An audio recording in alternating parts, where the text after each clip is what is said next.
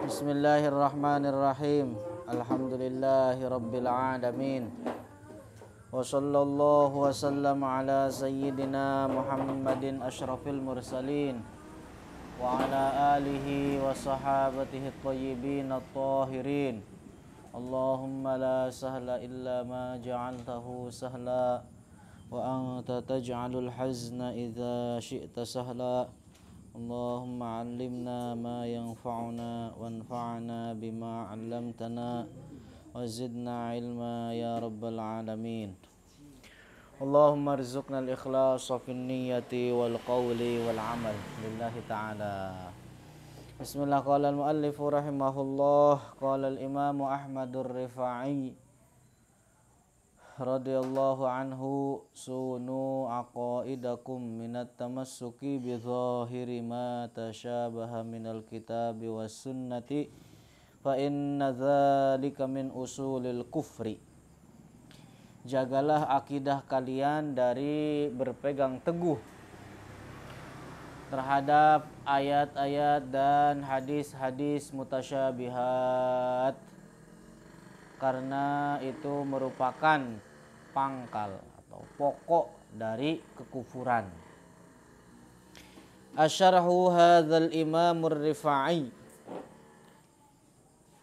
Al-Imam Ahmad Ar-Rifa'i kana fil qarnis sadis al-Hijri.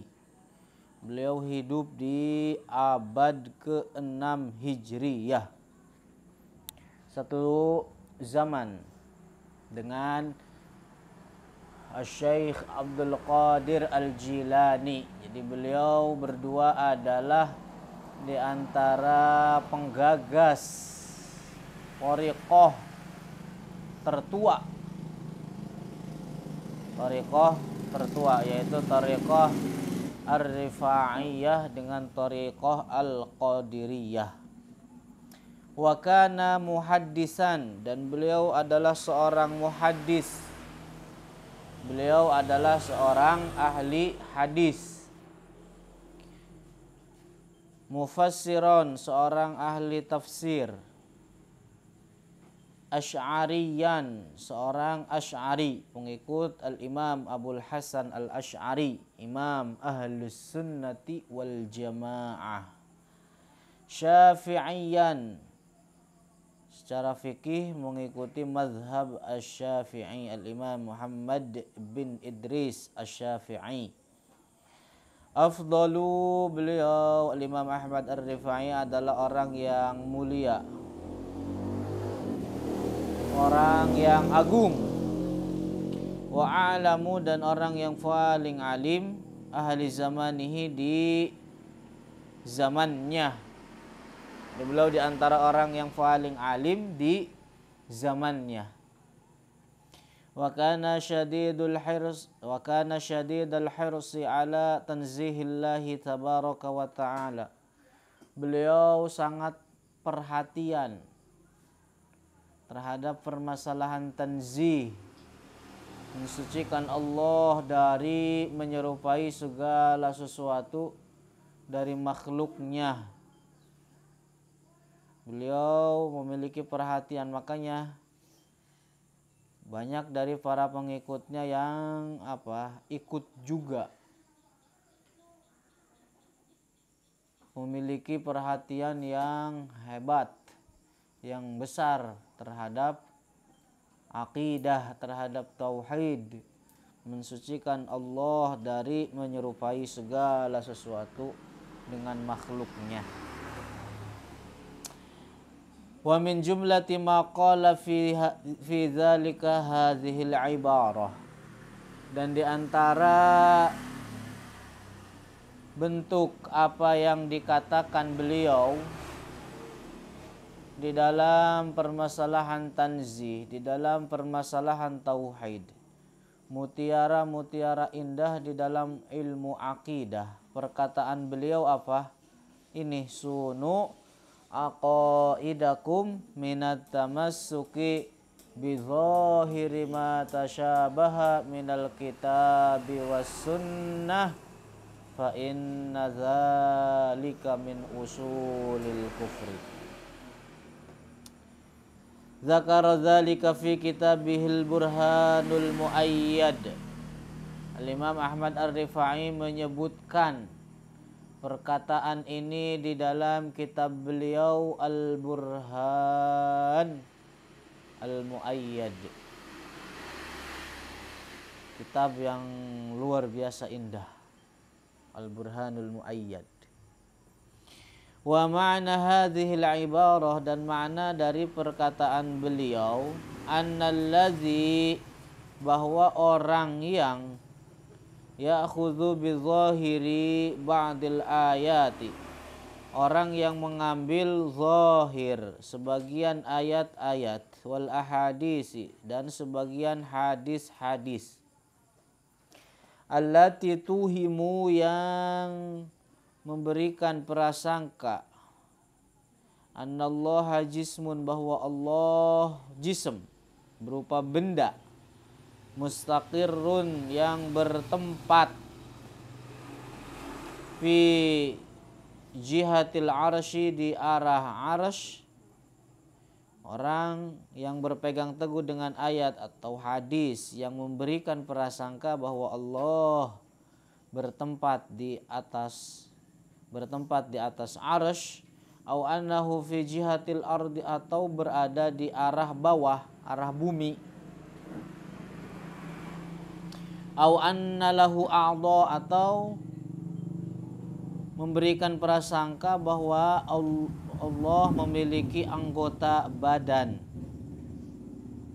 au annahu yataharraku, atau memberikan prasangka bahwa Allah bergerak, wa nahwu dzalik, dan lain-lain, faqad fahuwa kafirun, maka orang tersebut telah keluar dari agama Islam. Paham? Orang yang mengambil, meyakini.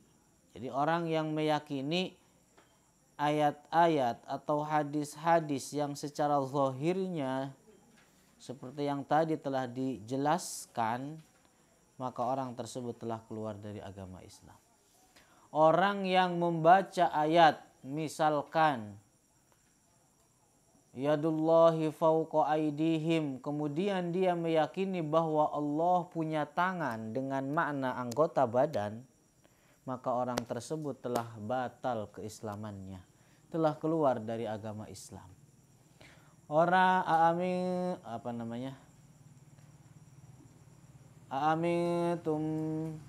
bukan itu. Misalkan Ar-Rahmanu 'alal 'arsy istawa. Orang yang membaca ayat ini kemudian diyakini oleh dirinya bahwa Allah bertempat di langit atau bersemayam di atas arsy, maka orang tersebut telah keluar dari agama Islam.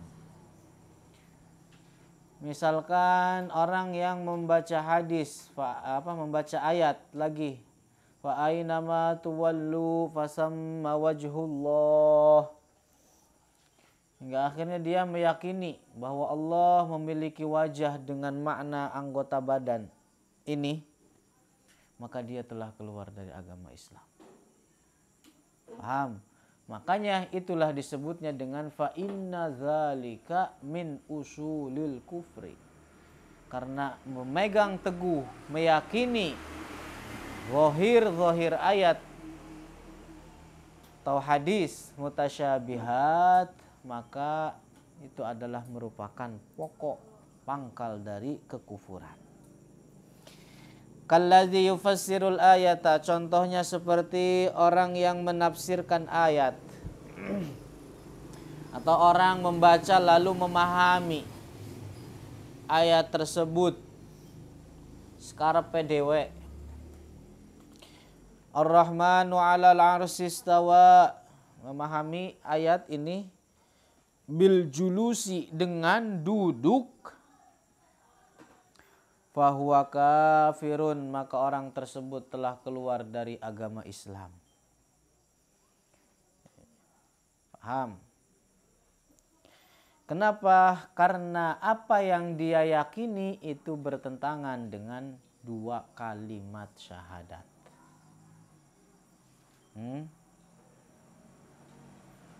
Jadi dalam hal ini tidak dijadikan uzur, tidak dijadikan alasan ketika orang bodoh, agak pernah ngaji misalkan. Bodoh bukan uzur. Bodoh bukan uzur.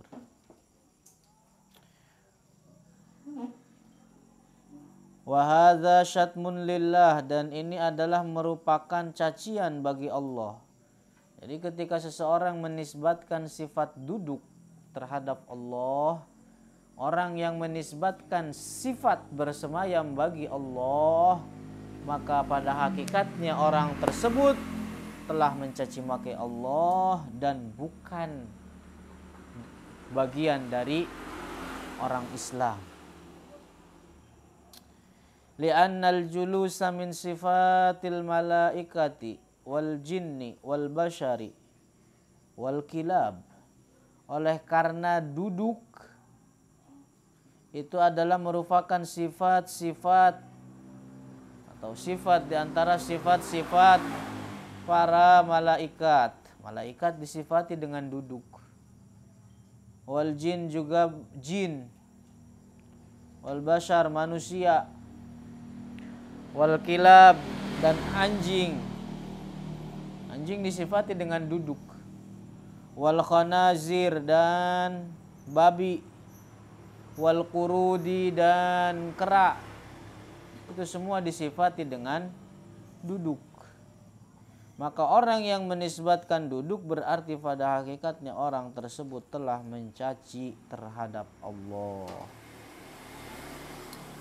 Innama ma'nal ayati, kan tetapi makna dari ayat ini Ar-Rahmanu 'alal 'arsy istawa qaharal 'arsya. Dia Allah yang menjaga arsy. Dia Allah yang menjaga arsy.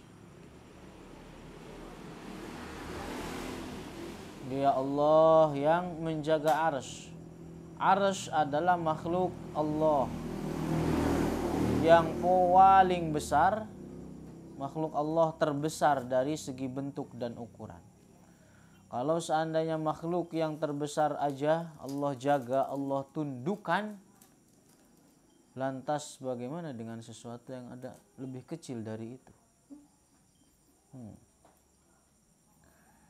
Maknanya adalah qaharal arsy, yang menundukkan arsy, yang menjaga arsy.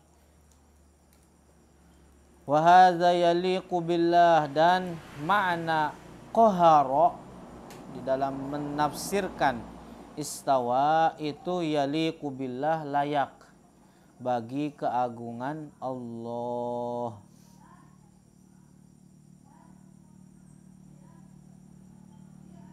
Jadi ini adalah di antara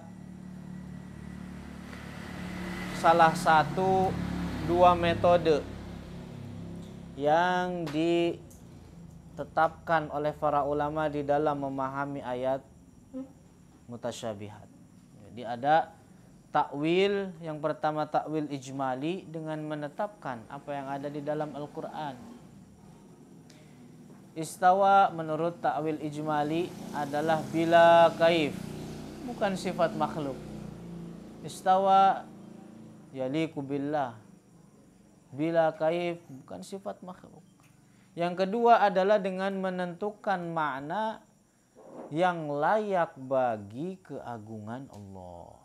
Seperti istawa di sini ditakwil dengan makna qahara. Artinya apa? Istawa di situ maknanya qahara. Artinya Allah yang menundukkan arsy. Dan ini boleh dilakukan para ulama dari ulama salaf ataupun ulama khalaf. Al-Imam Al-Bukhari, beliau menafsirkan ayat mutasyabihat dengan takwil tafsili. Dan banyak para ulama lainnya.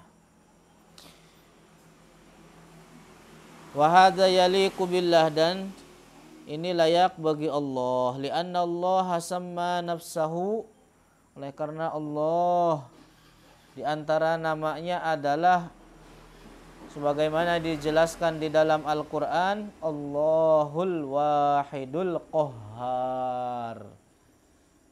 Dia Allah yang bersifatan dengan Al-Wahid, yang tidak memiliki sekutu di dalam ketuhanannya, Al-Qahhar, dan yang maha menundukkan. Lidza yusammil muslimuna abna'ahum, oleh karena itu umat Islam menamakan anak-anak mereka Abdul Qahir, disebutnya begitu. Ada yang namain anaknya dengan Abdul Jalis? Enggak ada. Tapi namain anaknya apa? Dengan Abdul Qahir atau Abdul Qahhar. Ada di sini bapaknya Abdul Qahhar. Enggak ada yang dari umat Islam yang menamakan anaknya dengan Abdul Jalis atau Abdul Julus. Enggak ada. Wa Abdul Qahhar. Walam yusammi ahadun, dan tidak ada seorang pun yang menamakan anaknya minal muslimina dari umat Islam ini bi Abdul Jalis, dengan enggak ada. Au Abdul Qaid, enggak ada. Abdul Qaid, enggak ada. Enggak ada.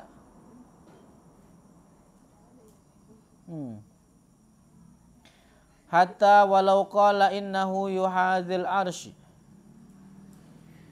Jadi kalau enggak boleh juga dikatakan bahwa Allah melayang, ngapung di atas arsy, karena itu adalah sifat makhluk. Enggak boleh diyakini Allah bertempat di atas arsy, bersemayam di atas arsy, atau dalam keadaan ngapung, enggak menempel. Tetap itu adalah sifat makhluk, jarak, memiliki arah, jarak. Nah, min ghairi mumassah, tanpa bersentuhan. Jadi sama orang yang mengatakan seperti demikian, mengatakan Allah bertempat di atas arsy tanpa menempel, orang tersebut telah keluar dari agama Islam. Wa huwa kafirun aidha. Li'anna alladhi yuhadhi syai'a, oleh karena sesuatu yang ngawang di atas sesuatu, terbang di atas sesuatu gitu, ngawang. Imma ayyakuna mislahu, ada kalanya memiliki ukuran yang sama dengan sesuatu yang ada di bawahnya. Nah, ini namanya yuhadhi, ada jarak. Nah, sesuatu yang berada di atas sesuatu meskipun dengan adanya jarak, itu ada kalanya apa? Mislahu, sama ukurannya dengan apa yang ada di bawahnya. Au akbar, atau bisa jadi lebih besar. Au asgor, atau bisa jadi lebih kecil. Wa kullu syai'in dakhalahu taqdir, dan segala sesuatu yang memiliki bentuk, memiliki ukuran, fahuwa makhluk, maka itu adalah makhluk, muhtajun liman khassasahu bihadza, membutuhkan kepada sesuatu yang menjadikannya dalam bentuk dan ukuran tersebut. Paham? Jadi sesuatu yang memiliki bentuk, sesuatu yang memiliki ukuran, pasti membutuhkan kepada sesuatu yang menjadikannya dalam bentuk dan ukuran tersebut. Dan sesuatu yang membutuhkan kepada yang lain berarti apa? Lemah. Namanya butuh lemah, dan yang lemah maka tidak layak untuk menjadi Tuhan. Wallahu a'lamu bishawab. Paham?